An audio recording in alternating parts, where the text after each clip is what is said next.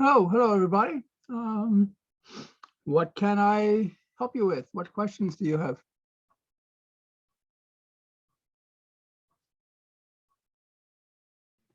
For me, it's 348, the homework, I think the 5, question 4-1.5. So let me see if I can find it. 4.1-5. Yes, Professor. Okay, so let me see what it says.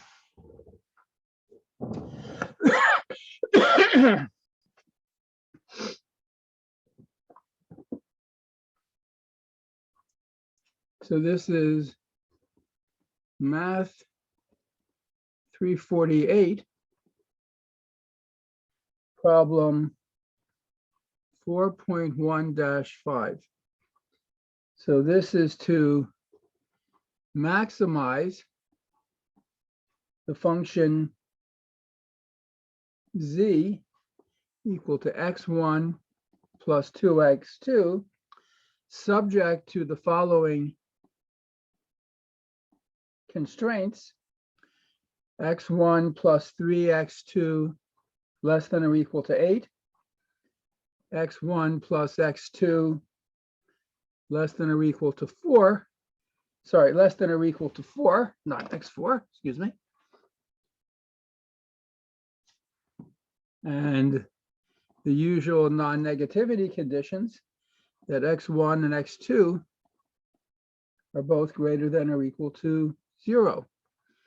So what we want to do is, it says, solve this graphically and find all of the corner point solutions and see which are feasible and which are not feasible. So let me take a piece of graph paper that will let me draw this a little bit more carefully.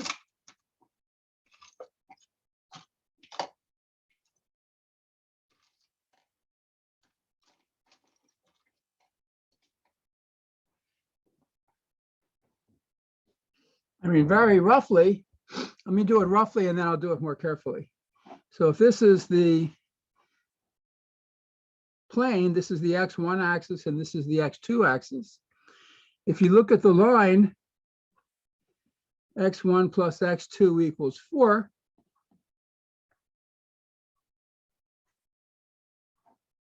That's just this line.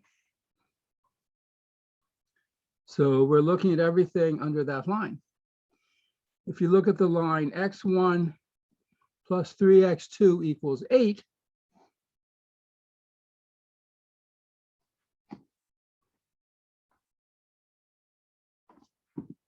So this is 0, 2, 4, 6, 8. This is the x1 axis. This is the x2 axis. When x2 is 0, x1 is 8. When x1 is 0, x2 is 8/3. That's 2 2/3. So that's right about there. So this is 4. This is 8/3. So this line looks like that. So the region under both of these lines is this region. Now, a corner point is an intersection of two lines. So actually, I can probably just stay with this picture. This is good enough. So maybe I should label this line is this. And this line is that. And this, the x-axis, is the line x2 equals 0. And the x2 axis is the line x1 equals 0. So we have 4 lines. And the corner points are intersections of 2 lines. So we have this point and this point, and this point, and this point, and this point, and this point. There are 6 corner points. And what are their coordinates? So we have the point 0, 0. We have the point 0, 8/3. We have the point 0, 4. We have this point, which is the intersection of these 2 lines. So to find the coordinates of these points, we have to solve these 2 equations in 2 unknowns. So we have to solve x1 plus x2 equals 4, and x1 plus 3x2 equals 8. If we subtract, we get 2x2 equals 4, or x2 equals 2. So for this point, the x coordinate is 2, and when x2 is 2, x1 is 2. So this point has coordinates 2, 2.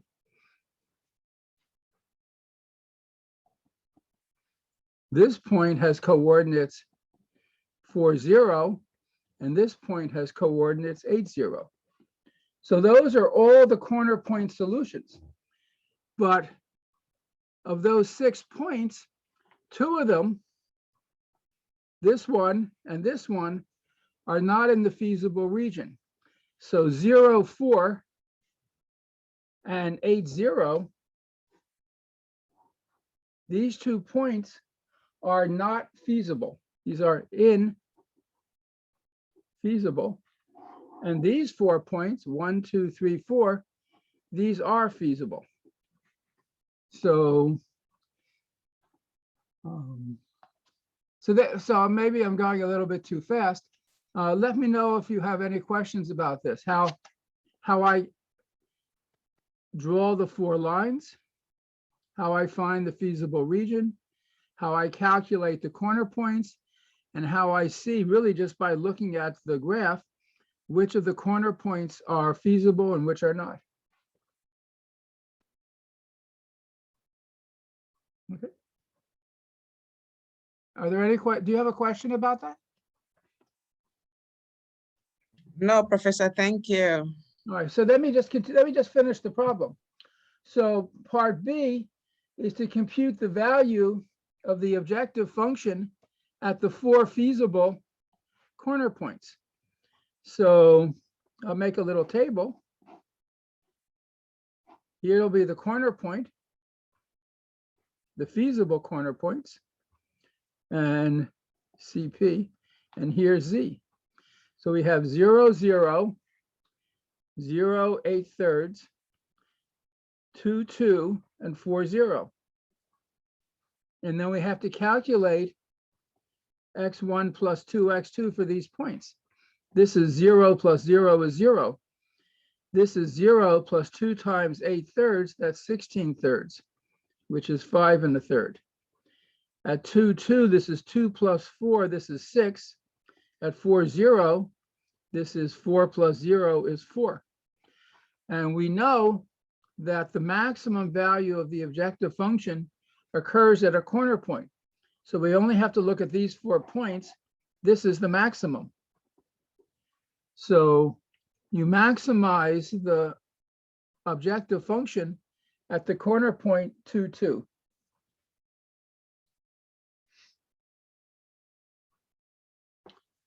Now, the last part is to use the concept of the simplex method. So the simplex method says not only that the maximum solution is at a corner point, but if you ever reach a corner point where the value is bigger than any of the 2 adjacent points, that's the maximum. So we could start at 0, 0. The value of Z is 0. We can go say to this adjacent point, the value of Z is 5 1/3. We go to this adjacent point, the value of Z is 6. If we go to this adjacent point, the value of Z is less. So the value here is greater than at the 2 adjacent points. And that means this is the greatest overall. And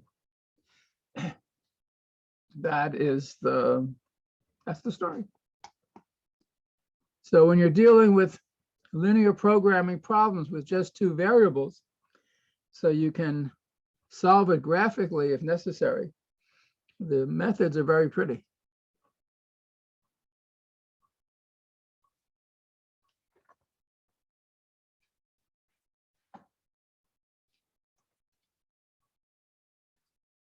Get it all on one screen. Okay.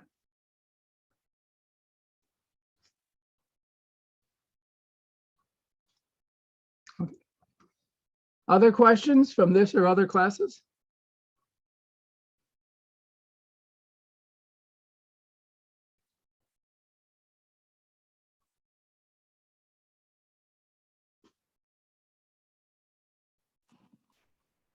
Professor, I was wondering if we were going to have midterm exams and when they would be.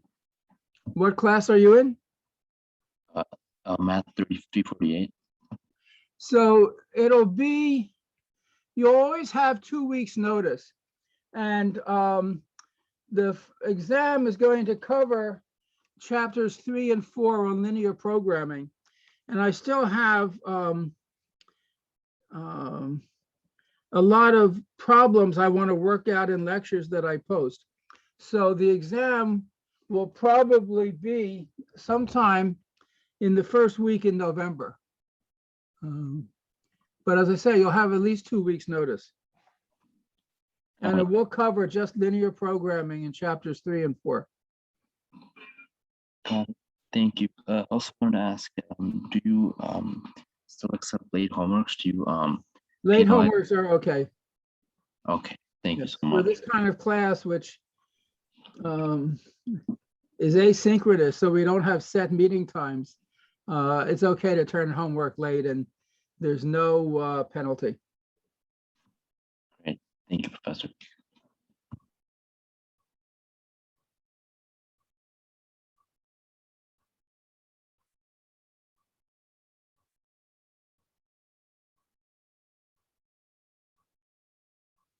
Other questions, problems? If you're in Math 348, what is really quite complicated in the beginning is learning how to use the tableau for the simplex method. And I need to prepare a couple of lectures, videos about that in the next day or two. Professor, another question. I know we have done some work on Maple, and also we are doing, by hand. So I'm a little bit What class confused. Like, are you? I'm on Math 348. Yes, okay. So my question is like, can we choose either one, like, doing by hand or doing by Maple, or we have to, some work we have to do in Maple and some hand? So on an exam, for example, I will say exactly whether you can use Maple if you want, or whether you have to do it by hand. For example, if we're going to use the matrix method or the simplex tableau, there I want to see that you can actually what I've shown you in Maple is more complicated if you have more than 2 variables. But in any case, on the exams, I'll let you know, I'll state exactly whether or not you can use Maple. I mean, in many cases, if you can use Maple, that's fine, because the object is to solve the problem, and learning Maple is a good thing. But if we do by hand, that should be okay too, right? Absolutely, yes. Okay. Thank you. You always get full credit if you get the right answer. Great, thank you.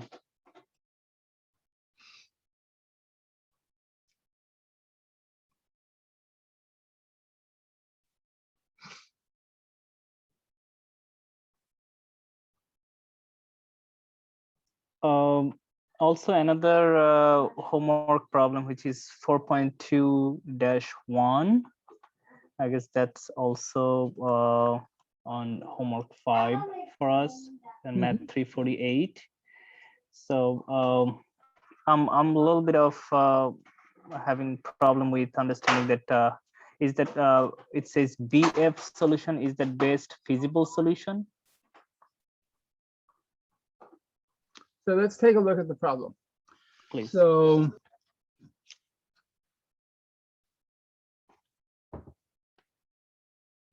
this is math 348, problem 4.21, which really requires problem 3.23. And in problem 3.23, let me just take a look at it quickly, because that's an important problem in the sense that several homework problems refer to it.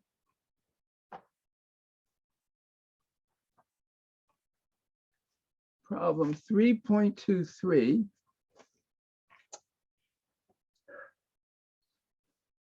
We have the objective function. So there are two variables, x1 and x2. And x1 is the fraction invested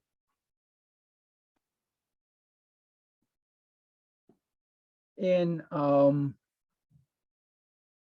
venture 1.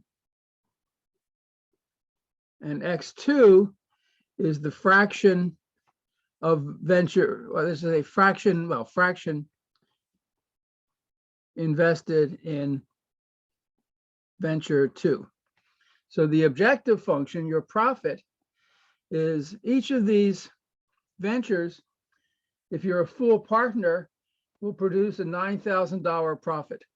So 9,000 x1 plus 9,000 x2 is what your profit will be. And what are the constraints? Well, first of all, x1 and x2 are fractions. x1 is less than or equal to 1, and x2 is less than or equal to 1. And in terms of how much you invest, a full partner in the first venture takes $10,000. So if you have a fraction x1 of that, 10,000 x1 is how much is invested in the first venture. 9,000 x2 is how much is invested in the second venture. And you only have $12,000 to invest. So the most you can invest is 12,000. Similarly, a full partner in the first venture takes 400 hours of work. So a fraction of that, x1, will be 400 x1 hours. In the second venture, I'm sorry, the corresponding figures for the second friend's I guess venture are that was 8,000. 8,000 Right. and 500 hours, so 500 x2. But you only have 600 hours that you can work. So 600 less than or equal to, so this is all less than or equal to 600. And of course, they're the non-negativity conditions. So these are the 4 constraints. And this is the objective function. So let's now go back to problem 4.21.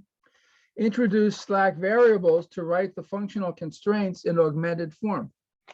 So x1 less than or equal to 1 means x1 plus you introduce a slack variable x3 equals 1. x2 less than or equal to 1, you introduce a slack variable x4 that equals 1. This inequality, when you introduce a slack variable, you get 10,000 x1 plus 8,000 x2 plus the slack variable x5 equals 12,000. And here we get 400 x1 plus 500 x2 plus the slack variable x6 equals 600. So this is the augmented form of the problem.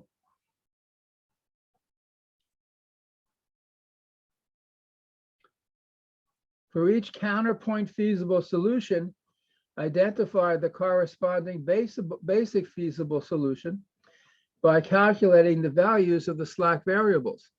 So what are the corner points?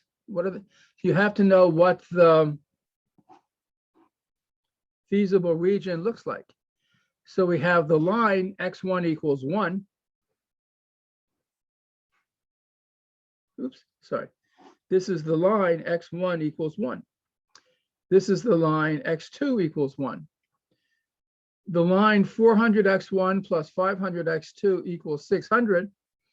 Let's see, when x1 is 0, so this is 1, this is 2, this is 6/5. And when x2 is 0, x1 is 3/2. So that is, sorry, that's the line that corresponds to this. If you look at the line 10,000 x1 plus 8,000 x2 equals 12,000, when x1 is 0, x2 is 12 over 8, that's 3/2. When x2 is 0, x1 is 12 over 10, which is 6/5. So we get that. So the feasible region is the region in here. Professor, can you please move up a little bit? Oh, sorry. Thank you. Thank you.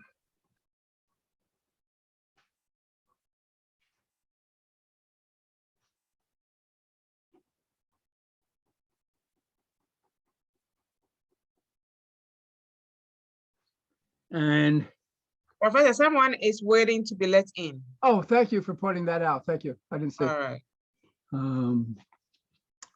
So what are the corner point feasible solutions? 1, 2, 3, 4, 5, 6. There are corner point infeasible solutions, 1, 2, 3, 4, but we can ignore them because they're not in the feasible region. So, and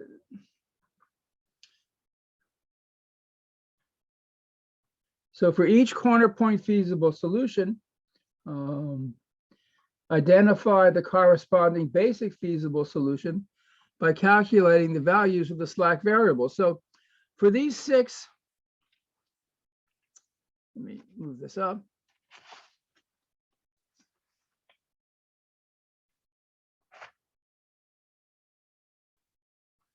So the corresponding CPF solution, the CPF, we have 0, 0. This point is 0, 1. This point, when x2 is 1, this I think is a 4th. Let's see. This line, what is this line? This line is when x2, yes, this line is 400x1 plus 500x2 equals 600. So when x1 is 1, oh, sorry, when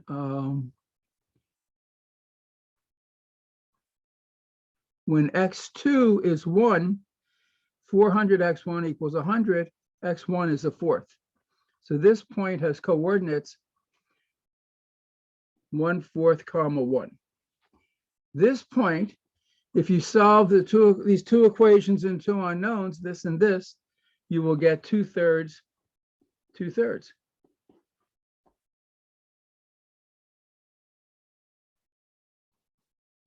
At that point. This point is 1, a 4th.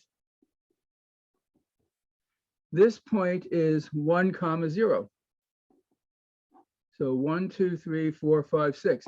These are the 6 corner point feasible solutions. For each of those, there are corresponding slack variables. So let's see.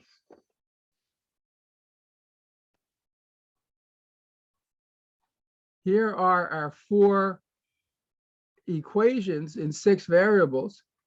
So let me write it like this: x1, x2, x3, x4, x5, x6. So for the point 0, 0, x1 is 0, x2 is 0. In that case, you just solve these equations for x3, x4, x5, x6. If x1 is 0, x3 is 1. If x2 is 0, x4 is 1. If x1 and x2 are 0, x5 is 12,000. If x1 and x2 are 0, x6 is 600. So those are the values of the slack variables for this corner point feasible solution. What about 0, 1?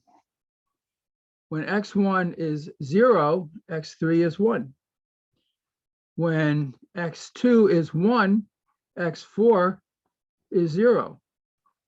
When x1 is 0 and x2 is 1, this is 8,000 plus x5 equals 12,000. So x5 is 4,000. When x1 is 0 and x2 is 1, this is 500 plus x6 is 600. So this is 100. And you work your way through exactly like this. At the next, let me just do one more. At the point 1/4, 1, when x1 is 1/4, x3 is 3/4. When x2 is 1, x4 is 0. When x1 is 1/4, 1/4 of 10,000 is 2,500 plus 8,000, that's 10,500. So you need to add 1,500 to get to 12,000. When x1 is 1/4, this is 100 plus 500 plus 0 equals 600. So x6 is 0. Let's just do one more. 2/3, 2/3. So when x1 is 2/3, x3 is 1/3. When x2 is 2/3, x4 is 1/3. When x1 and x2 are both 2/3, this is 18,000 times 2/3, that's 12,000, and x5 is going to be 0. When x1 and x2 are 2/3, this is 900 times 2/3, that's 600, and x6 will be 0. And so on. You can calculate the other two.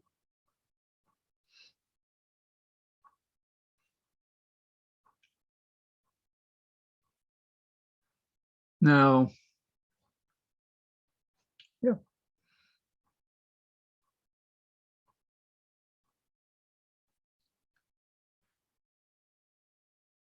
So in each solution of the augmented system, 2 variables are 0. Those are the non-basic variables. And the non-zero variables are the basic variables. So in the first solution, the non-basic variables are 0, 0. And the basic feasible solution is 1, 1, 12,600. In this case, x1 and x4 are non-basic variables, and these are the 4 basic variables, and so forth.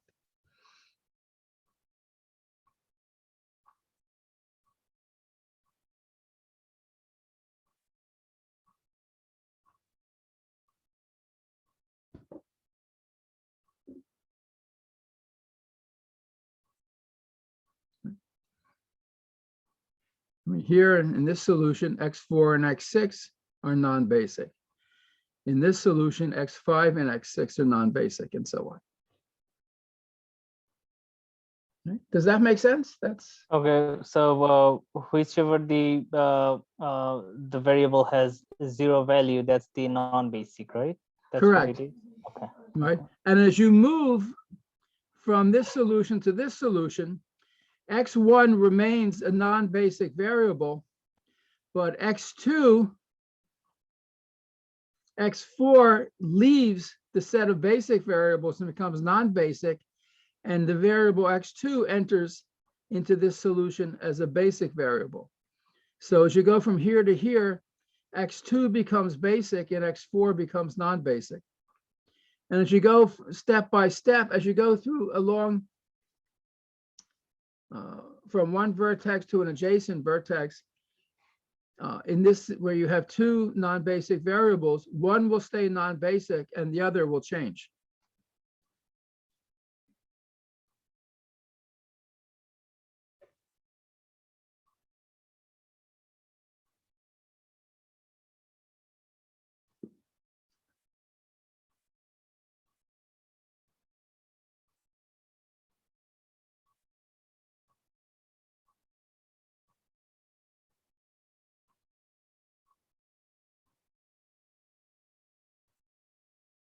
So for the part C, it says to plug in the solution. So do we have to plug in those into the graph? So it's kind of redundant. So for example, in this case, the basic feasible solution is has the values x3, x4, x5, and x6.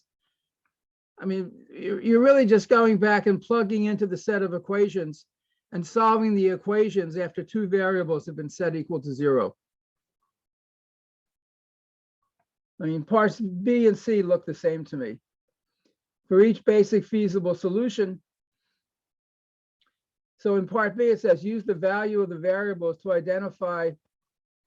All right, so actually, so in part B, all they're asking you is to look at this chart, and then there'll be two more lines, and say these are the basic variables. And if you plug into, in part C, if you plug into the equations, you get these values for them. That's really seems to be all it is.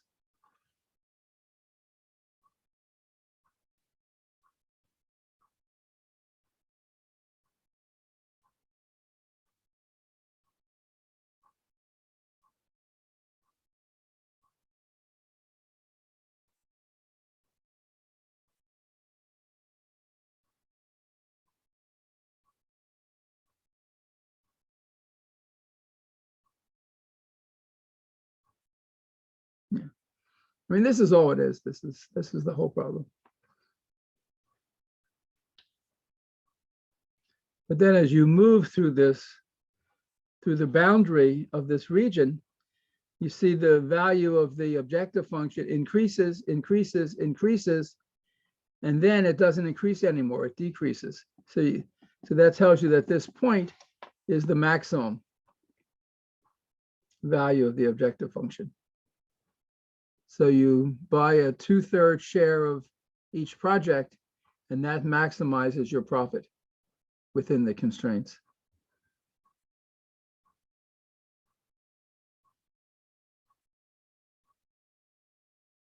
So it's like proving this thing like in different angle, right? So they love 2 or 3 problems in this book.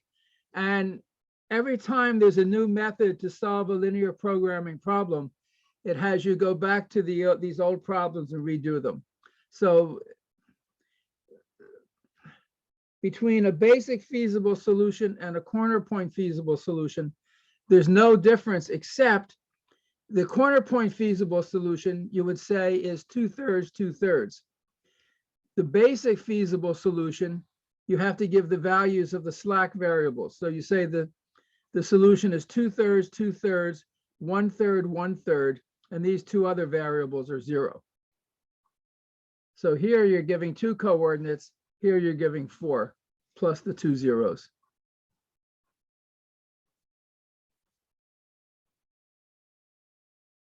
But the answer really is x1 and x2. What are those? What are the values of those variables that maximizes your profit?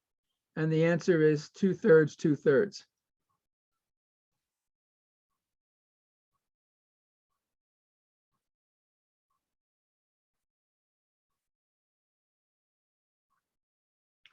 I think tomorrow I'm going to, it takes about an hour, but I'm going to do this problem which comes up again as problem 4.41 using the tabular method. And it's much more complicated to do the arithmetic. You still get the same solution, but it just happens, and for this particular problem, it's much more complicated to use the tabular method. But if you do it correctly and avoid making too many mistakes in arithmetic, you will get the correct answer.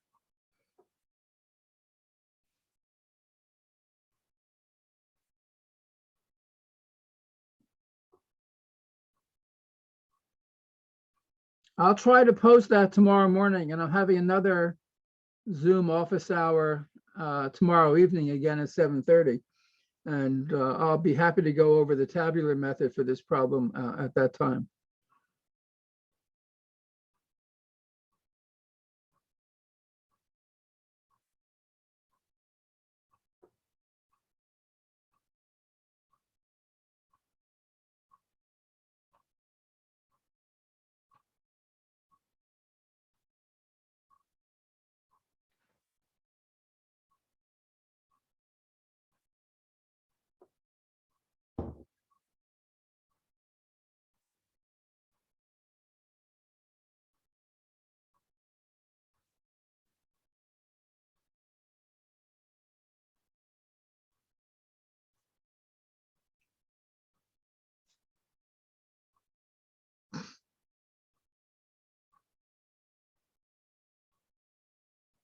Other questions?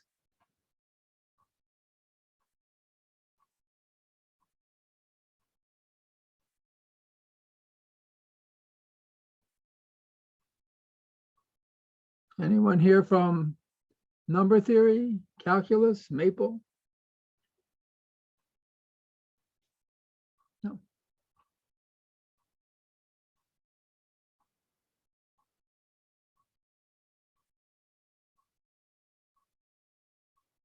This is interesting to watch, Professor. Well, there's nothing to watch if no one has a question. Let me keep going with this. Let me see what 4.21. This was 4. Let's see, what's 4.32?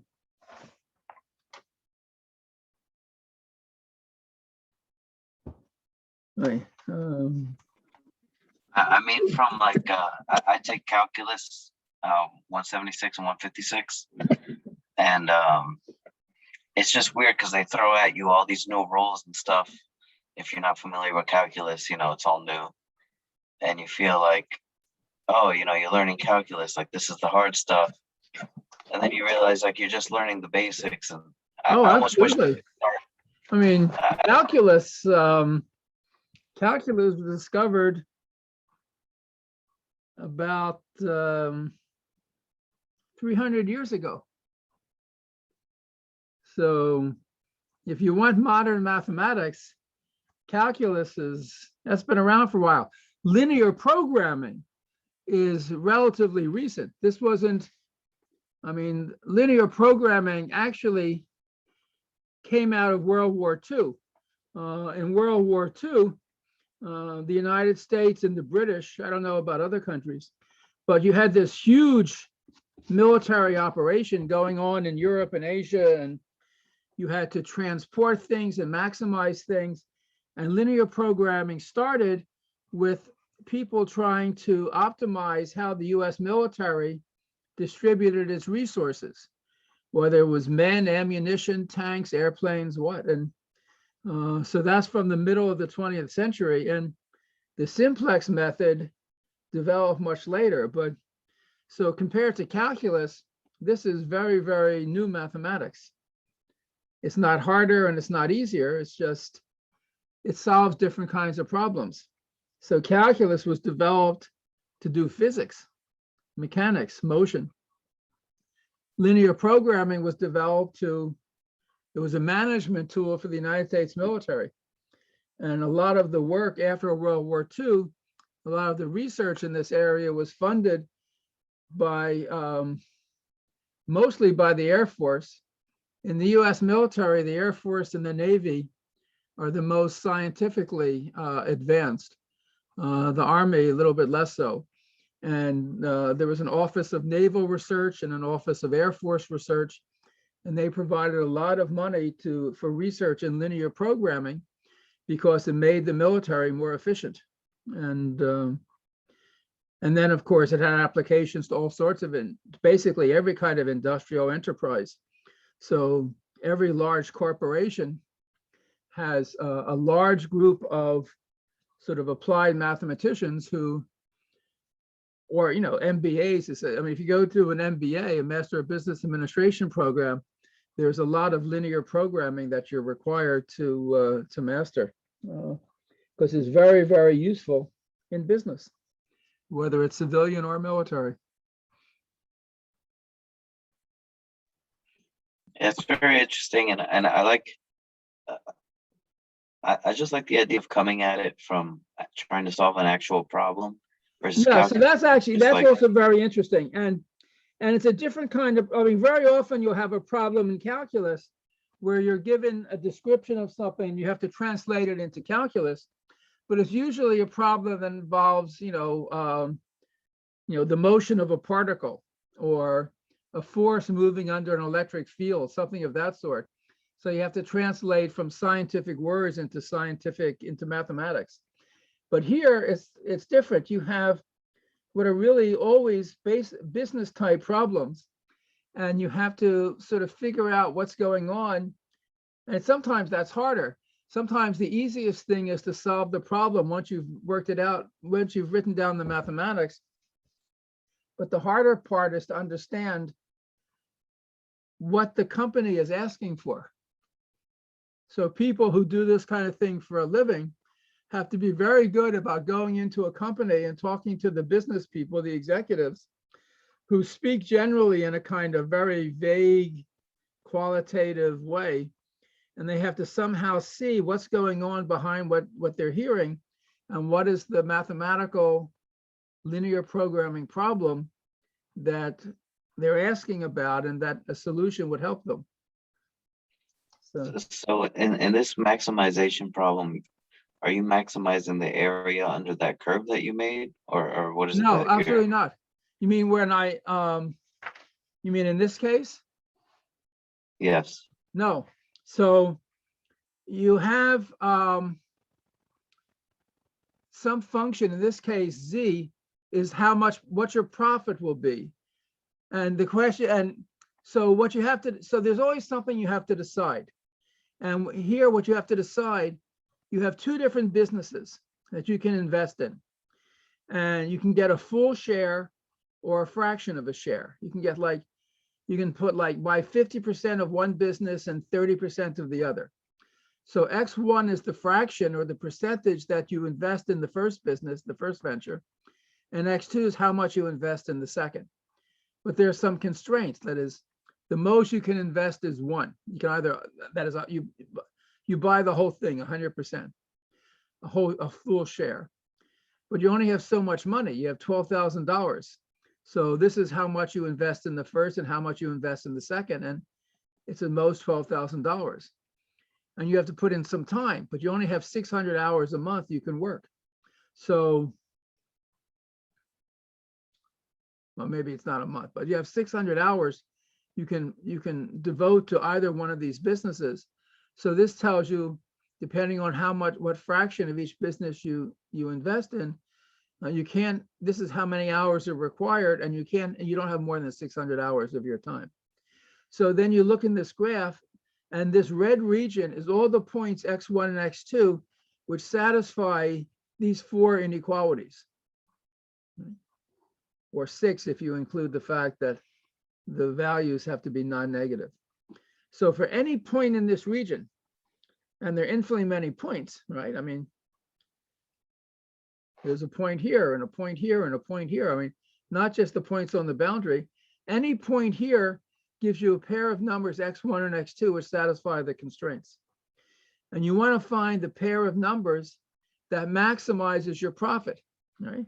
So this is business, and what you want to do is make money. So you want to maximize the profit. If you and the mathematical problem is, how do you maximize the profit? So you're not trying to find the area of this red region. For every point in this region, you can calculate this function, and you want to know for what numbers x1 and x2 is this maximum, is your profit maximized? And the simplex method tells you that in this two-dimensional case, you don't have to look at all the infinitely many points, you just have to look at the corners. So all of these so-called corner point feasible solutions, there's 6 of them. One of them is going to give you the maximum of everything. So if you can just calculate z at these 6 points and you pick the biggest number, that gives you the maximum profit. But in this particular problem, it's not given to you in this mathematical way. There are a couple of paragraphs that you have to read and learn, understand how to translate it into inequalities. You have to find the constraint and you have to find the objective function. So in this book, some of the problems are given with the text that you then have to translate into the inequalities. Other problems, like the first one I did, it was simply given by the inequalities. You didn't have to read a text. You were just told, this is the objective function. These are the 2 inequalities. Find the maximum value.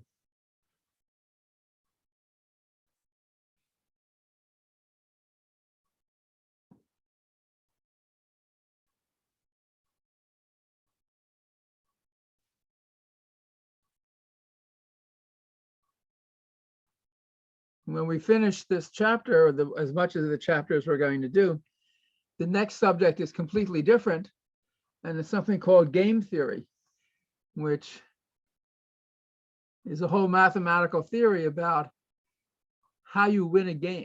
It gives you like a method to win a certain kind of game.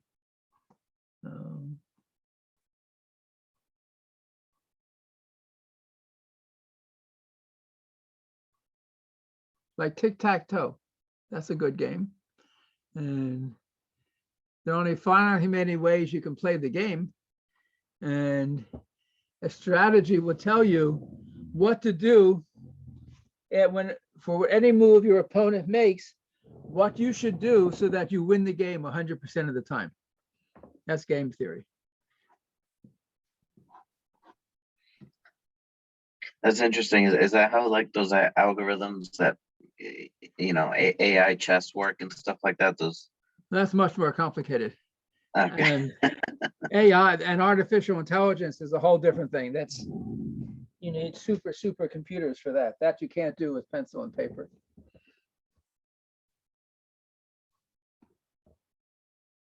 All right, any questions? If not, we'll call it a night.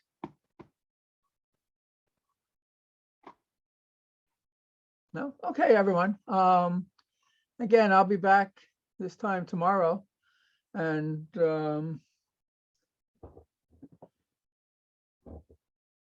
I try to have a mix of these sessions, some in the afternoon and some in the evening. Because some people work in the afternoon and can only log in at night, and some people are not available at night, but are available during the day. And for a lot of these sessions, no one shows up at all. So that's kind of, you know, a waste of time for me. But in any case, I will be back tomorrow. All right, bye all. Thank you, Professor. Right.